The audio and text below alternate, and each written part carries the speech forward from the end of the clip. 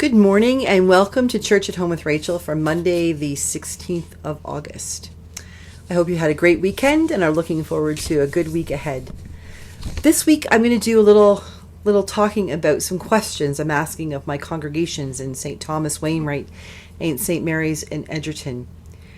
We are all, I know we're not post-pandemic. Unfortunately, we're looking at, what's going to happen this fall.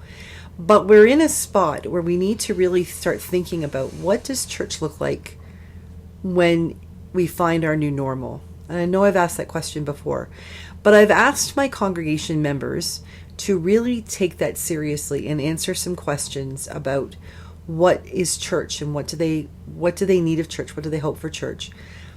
It seems to me that we've had, if you're missing church for a month or two over the summer or illness or something, that's one thing. You miss church for a little bit and you come back and it takes a bit of time, but you finally get back into the rhythm of everything. But when you've missed church for nigh on a year and a half, or things have been so different, we talked about, I was saying to the congregation on Sunday that in Wainwright that, like for so many times I've said to folks, yes, you can worship on the golf course. You can pray to God and you can celebrate or you can pray in lamentation. And yes, you can commune with God and you can read scripture on your own and pray for people. But there's something about gathering together as a community that really creates communal worship, and we need that. So I've been preaching that I preached that for 20 years. And then a year and a half ago, the world went screeching to a halt. And we started telling people, no, you can worship online. We're a virtual community. This is a different kind of, and we had all these writers telling us that this is absolutely valid worship and we're doing a great job and we're really keeping people connected. But now that we're reopening churches, we're discovering that virtual community thing, virtual worship is not the same as worship in the sense of being side by side in our pews, shoulder to shoulder, singing together, praying together, communing, having Eucharist together. It's not the same thing. And so we've done sort of about face of, we went from saying, no, you need to be in church on a regular basis to, no, you need to not come to church and just, join us online with YouTube or Zoom or however, FaceTiming or however we're doing this. But now we're sort of faced with that. How do we deal with the ramifications of our about face? We've told people that it's perfectly valid to worship online, and we're keeping these resources available for those who feel more comfortable that way. But what of communal worship? What does the church have to say about that? Where are we going in the future? What happens if people don't want to come back on a Sunday, but they'd rather watch live streamed worship or worship that's been pre-taped and they can watch it, at home after dinner with a glass of wine in front of the TV? Those are all questions I think all of us as priests, as pastors, as ministers, but also as members of our congregations are going to have to face. And so I have invited my intelligent, thoughtful, deeply faithful congregation members at St. Mary's Edgerton and St. Thomas Wainwright to answer some pretty tough questions. And I've asked them to do so over a couple of weeks, not to sit down and do it all in one shot. I'm going to read you those questions, and then through this week I think I'm going to try to tackle a few of them, or maybe all of them each day, we'll take a few a day. The first question here, number one, is what was the role of your church in your life 5 years ago? What did you like or need? What did you not like or need?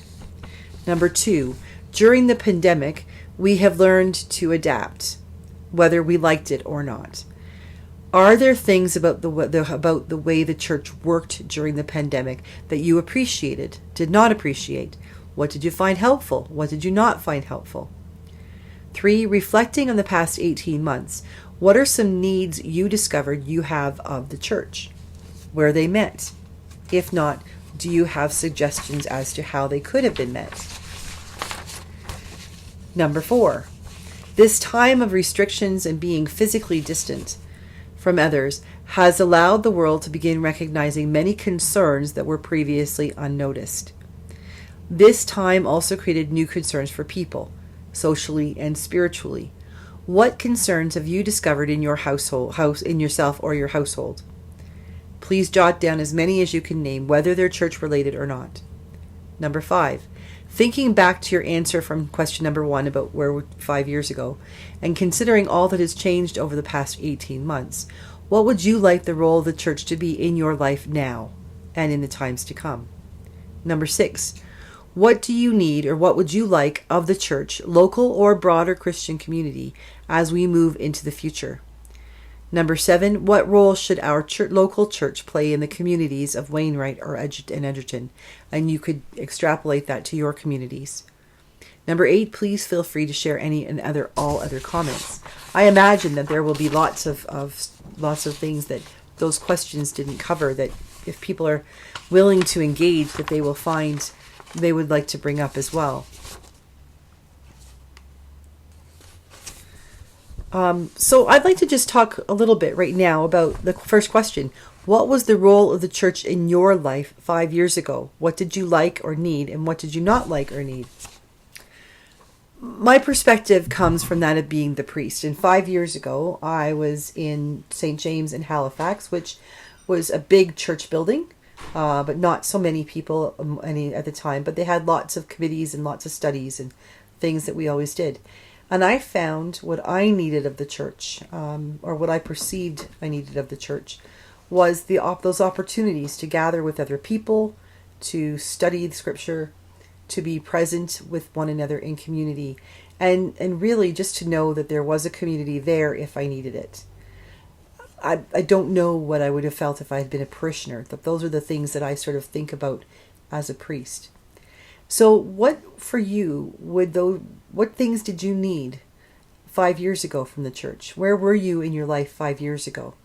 What did you hope the church would offer? What did they offer that you liked? What did you not like? We can't read minds, and people's lives change all the time, and our resources are often a little bit different than, like some churches can offer one thing, other churches offer others. But just don't worry about that.